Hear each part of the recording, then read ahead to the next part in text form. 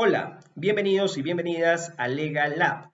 En esta oportunidad abordaré el tema de los principios que regulan el derecho laboral. Para comenzar, definiré tanto principio en el ámbito jurídico como el concepto de derecho laboral. Los principios en el ámbito jurídico, su definición es la de sustento, la de base, la de cimiento de un cuerpo normativo, sea cual sea su especialidad. Derecho administrativo, derecho laboral en este caso, derecho constitucional, derecho penal, derecho civil, cumplen las veces de base, cimiento, sustento del cuerpo normativo.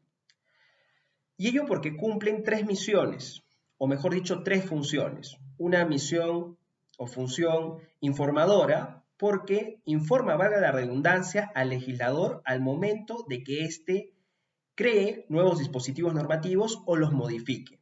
Cumple una misión interpretadora porque sirven de herramienta al operador de justicia, sea juez o magistrado del Tribunal Constitucional, al momento de interpretar los dispositivos normativos, en este caso en naturaleza laboral.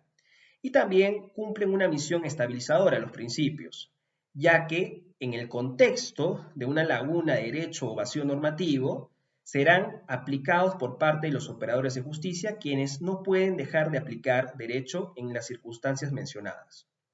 Bien, una vez definidos ambos conceptos, procedo a analizar el aspecto medular de este video, es decir, los principios del derecho laboral.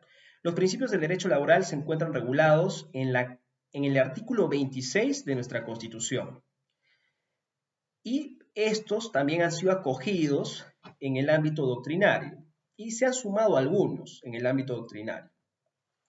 Pero esencialmente se encuentran regulados en la Constitución, en el artículo 26.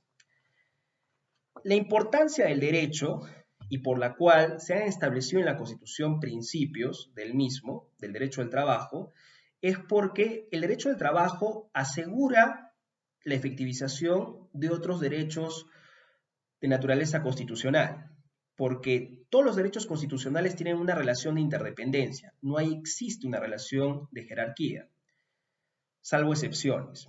Pero el derecho laboral, su cumplimiento, su efectivización, su protección por parte del derecho permite de que sean viables otros derechos, como por ejemplo el derecho a la salud, el derecho a la educación, ello teniendo en cuenta que muchas veces el Estado no tiene los recursos, no tiene los medios para asegurar el acceso a dichos derechos para todos los habitantes de la nación. Entonces, el trabajo es un medio eficaz que va a asegurar a la población el acceso a esos derechos, derechos de segunda generación. Entonces, he ahí la importancia y razón por la cual se encuentran regulados en la Constitución los principios que estamos analizando. En primer lugar, se establece en el inciso 1 de este artículo 26 la igualdad de oportunidades sin discriminación, lo que se conoce en el ámbito doctrinario como el principio de no discriminación. Ello implica que no es viable establecer requisitos discriminatorios para el acceso a un puesto laboral, ni tampoco adoptar conductas discriminatorias en el desenvolvimiento de un trabajo por parte del trabajador o compañeros del trabajo. Ello teniendo presente que el principio y derecho a la igualdad, que se encuentra regulado en el artículo 2 de la Constitución, irradia su contenido esencial al ser un principio y no solamente un derecho al resto del cuerpo normativo constitucional. Y obviamente el derecho al trabajo no es la excepción. Entonces, este principio de no discriminación prohíbe adoptar conductas discriminatorias en el marco del desenvolvimiento de un trabajo y también establecer requisitos discriminatorios para el acceso al mismo. En el inciso 2 de este artículo 26 que estamos analizando se establece que en la relación laboral se respeta el principio siguiente: carácter irrenunciable de los derechos reconocidos por la Constitución y la ley, lo que se conoce en el ámbito doctrinario como el principio de irrenunciabilidad de los derechos laborales. Ello porque se parte de la premisa en el derecho laboral de que existe una relación de desventaja del trabajador frente al empleador, una desventaja de naturaleza económica, teniendo en cuenta que el trabajador necesita la retribución que es otorgada para el empleador muchas veces para satisfacer sus necesidades básicas. Y en ocasiones es viable o es dable que el trabajador pueda renunciar a parte de estos derechos con tal de acceder a una porción de los mismos.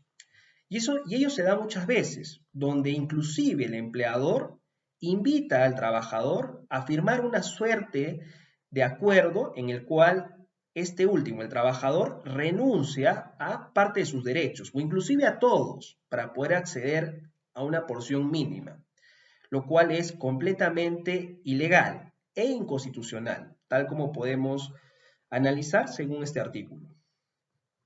Bien, el tercer principio regulado en este artículo 26 es la interpretación favorable al trabajador en caso de duda insalvable sobre el sentido de la norma, lo que se conoce en el ámbito doctrinario como el principio de indubio pro operario.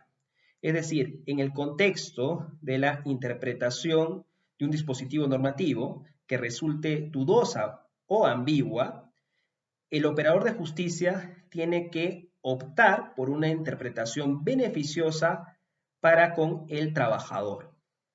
Y ello, obviamente, tiene una plena compatibilidad con el carácter tuitivo del derecho laboral al cual he hecho referencia hace un momento. Bien, son tres principios los que se establecen en el artículo 26 de la Constitución. Pero a su vez se han desarrollado algunos más a nivel doctrinario, como por ejemplo el principio de la primacía de la realidad, que es un principio bastante importante, sobre todo en el marco de las controversias de naturaleza judicial, o que, mejor dicho, controversias de naturaleza laboral que han llegado a sede judicial. El principio de primacía de la realidad establece que la realidad va a primar sobre el aspecto formal. Propongo un ejemplo para ello.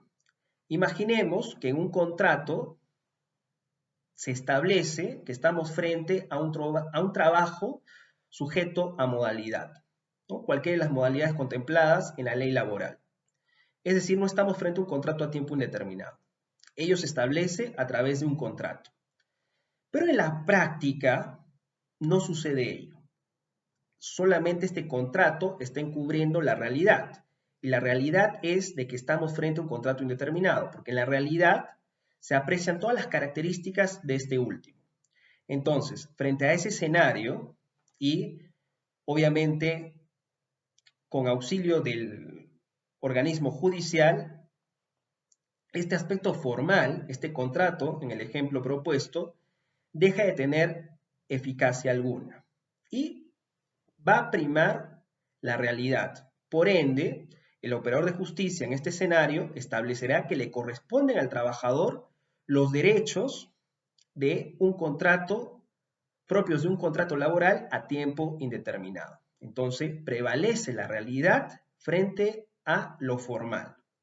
Igualmente, puedo plantear el ejemplo del escenario en el cual se suscribe un contrato de trabajo a tiempo parcial, mientras que en la realidad no sucede ello.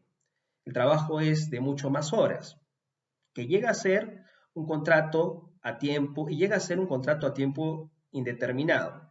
Ello, obviamente, a través de los medios probatorios pertinentes en el ámbito judicial, se manifiesta. Y por ello, el operador de justicia tiene que hacer prevalecer lo que sucede en la realidad y conceder al trabajador los derechos propios de un contrato a tiempo indeterminado. Igualmente, si es que se suscribe un contrato de naturaleza civil, como uno de locación de servicios, pero en la práctica se están cumpliendo todos los elementos de un contrato laboral, principalmente el de la subordinación, entonces el operador de justicia establecerá que existe un contrato laboral y no de naturaleza civil, y por ende concederá todos los derechos laborales que le corresponden al trabajador. Bien, entonces este principio de primacía de la realidad, importante, sobre todo en el marco judicial. También tenemos el principio de continuidad. El principio de continuidad que ha sido desarrollado a nivel doctrinario reconoce la importancia del trabajo y la continuidad del mismo, es decir, incentiva, protege la continuidad de un contrato laboral, precisamente por la importancia del derecho laboral para optimizar o efectivizar el resto de derechos constitucionales, principalmente los de segunda generación, como los que ya mencioné, derecho a la salud, derecho a la educación principalmente. Entonces, la legislación, la interpretación de la legislación laboral tendrá que ser en un sentido que dé continuidad al contrato laboral. También en el ámbito doctrinario se ha reconocido el principio de razonabilidad, ello en el marco del establecimiento de sanciones por parte del empleador al trabajador, porque una de las características del contrato laboral es la facultad fiscalizadora y disciplinadora del empleador frente al trabajador. Entonces, en el marco de su función disciplinadora del empleador frente al trabajador, ello en el contexto del incumplimiento de alguna obligación por parte del trabajador, la sanción tiene que ser proporcional al hecho. Y no solamente ello, sino también que tiene que merituar, por ejemplo, los antecedentes del trabajador. Entonces, la sanción tiene que ser proporcional al hecho o al incumplimiento del trabajador. No se tiene que optar por un despido a la primera.